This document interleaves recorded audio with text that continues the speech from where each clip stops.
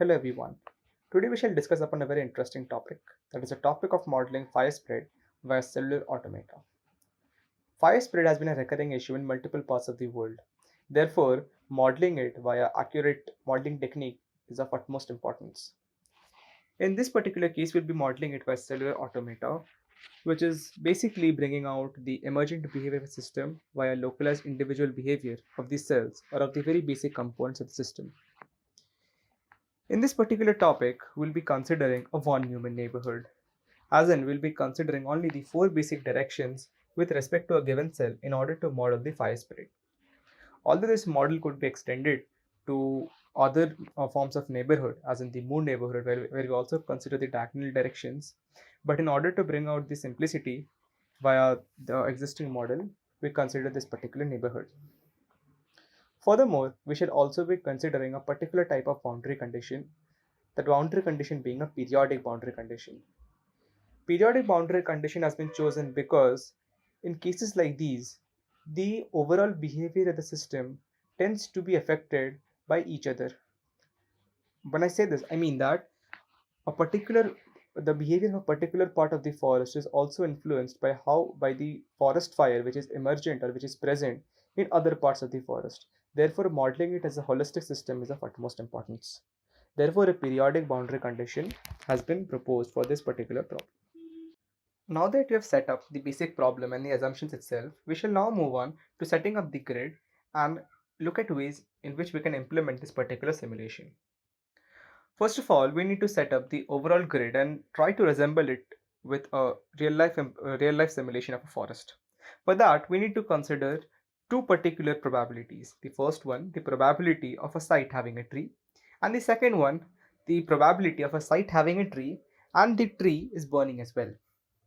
The way we'll do it is we'll first of all generate a random number and we'll try to see if a random number comes below the probability of having a tree in that site. If it is indeed below that number, then we'll furthermore see if another generated random number is also satisfying the constraint of the probability of burning of a tree in that particular site. If both of them are satisfied, then we'll have a burning tree in that particular site. Whereas if only the first constraint is satisfied and the other one is not, then we'll only have a tree in that particular site. All of the other sites which not satisfy neither of these constraints are deemed to have no particular trees. Depending upon the way we model these parameters, we can have various ways in which the initial system looks like. Let's move on to actually simulating a system now. Now that we have set up the basic initial conditions, we'll be modeling our entire system or the entire grid for each of our time steps. That is, we'll be traversing the entire grid for each of our time step which we have considered. In this particular case, we have 100 time steps.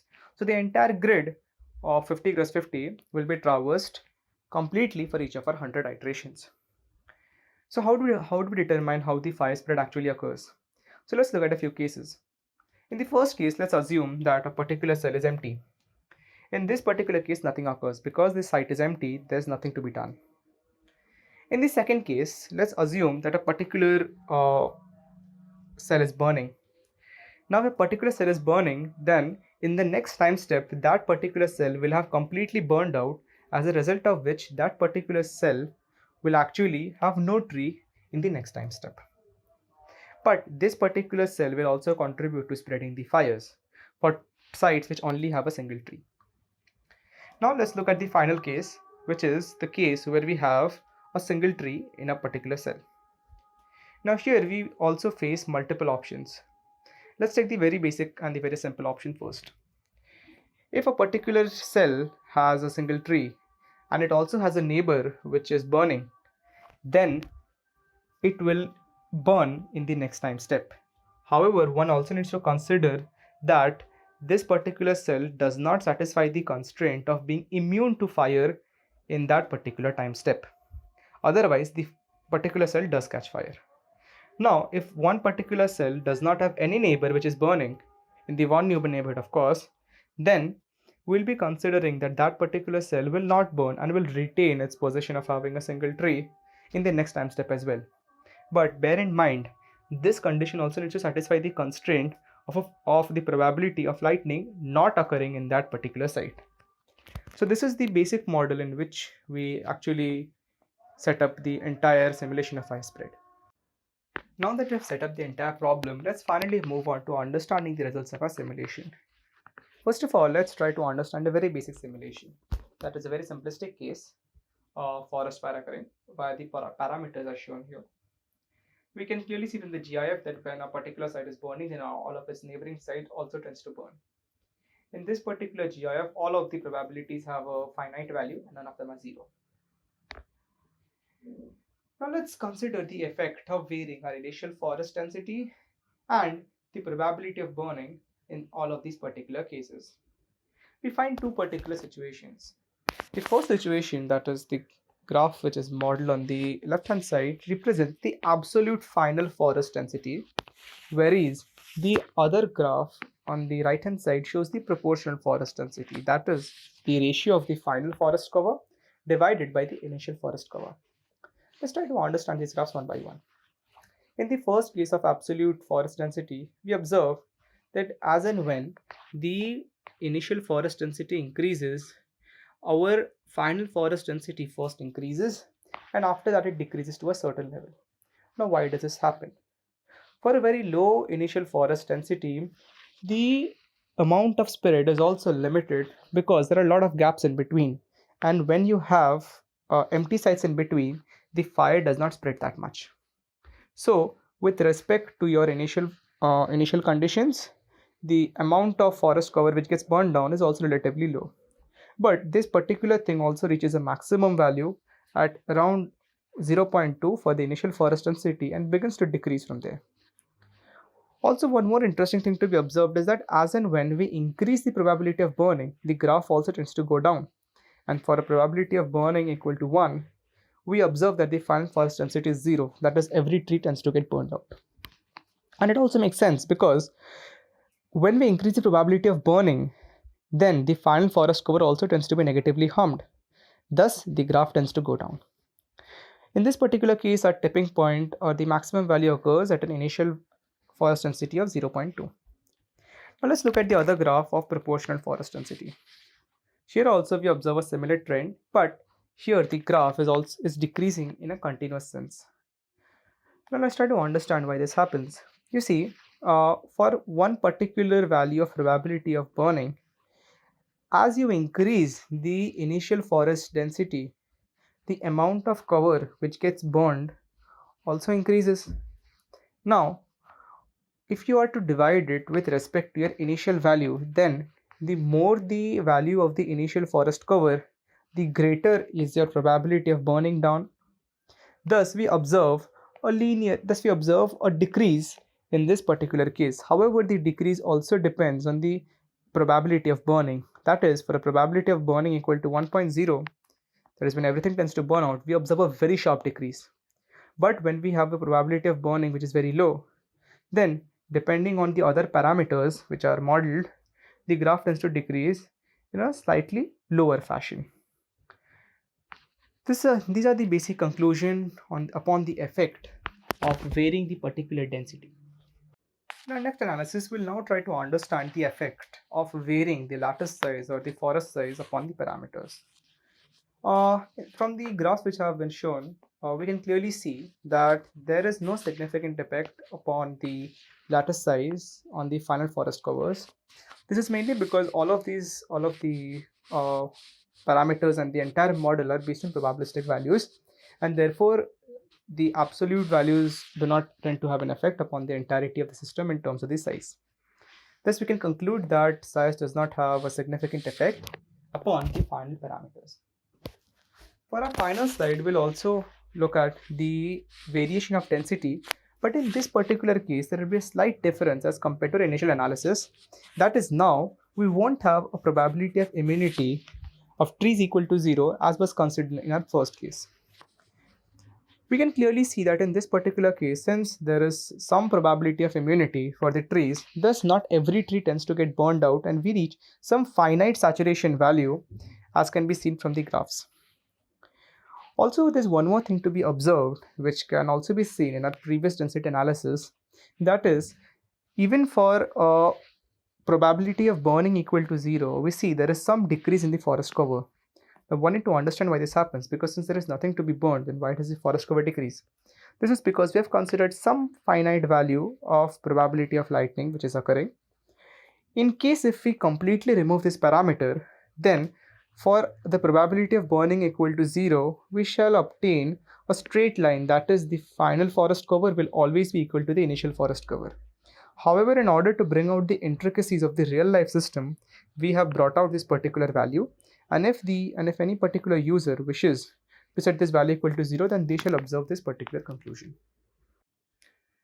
For our second case study, we shall now be looking at a slight variation of our existing basic model. That is, now we'll be considering that each particular tree takes 2 time steps to burn completely, but in each of these 2 time steps, it has the ability to influence each of its neighbors to burn. This we can observe that for the same parameter values as was seen in the basic case study, now we have more number of trees which are burning at one particular instant as compared to others.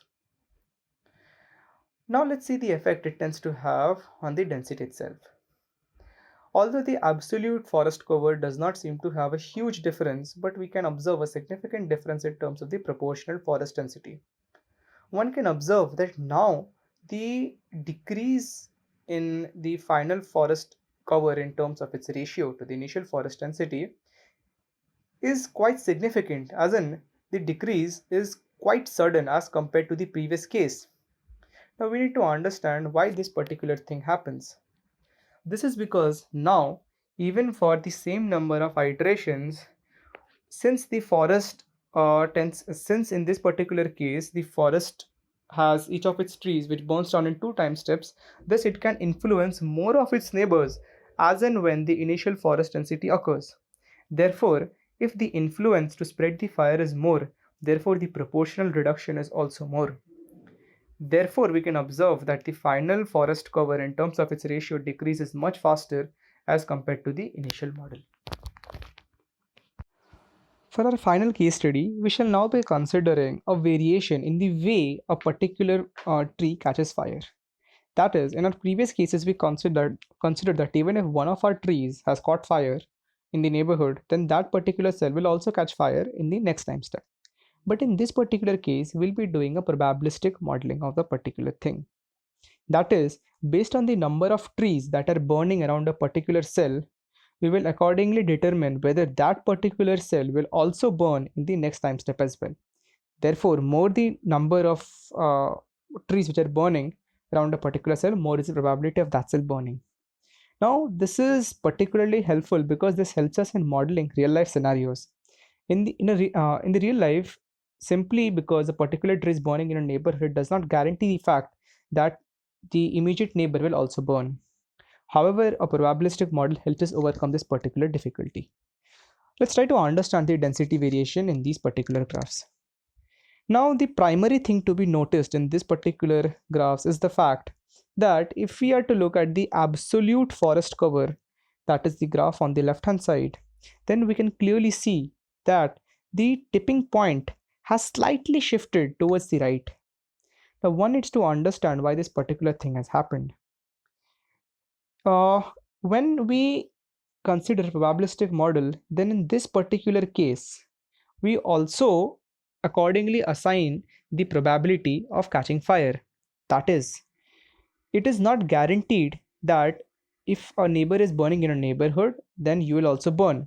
But in the previous case, it was indeed guaranteed that if a neighbor is burning, then you will also burn. So therefore, based on the vicinity and based on the overall dynamics of your system, you will accordingly determine whether a cell is burning or not.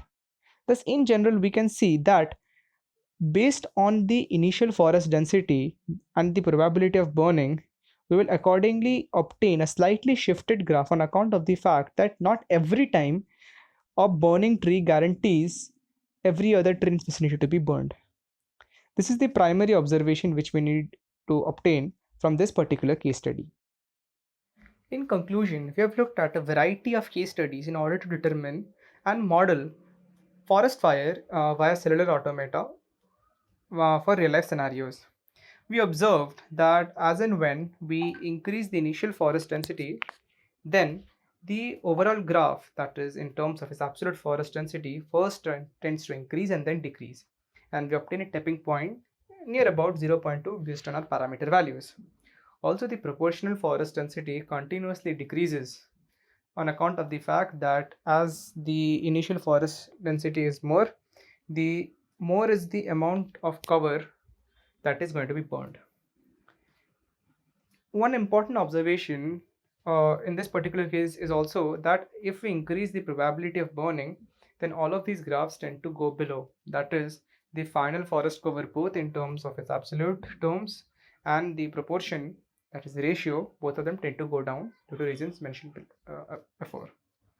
We also observed that if we consider that a particular tree takes two time steps to burn, then we obtain a faster proportionality reduction. And if we consider a probabilistic model for assigning fires, then our tipping point slightly shifts to the right on account of the fact that there is no longer a deterministic system for a fire, for a particular cell to catch fire, because its neighbor has also caught fire. Thank you.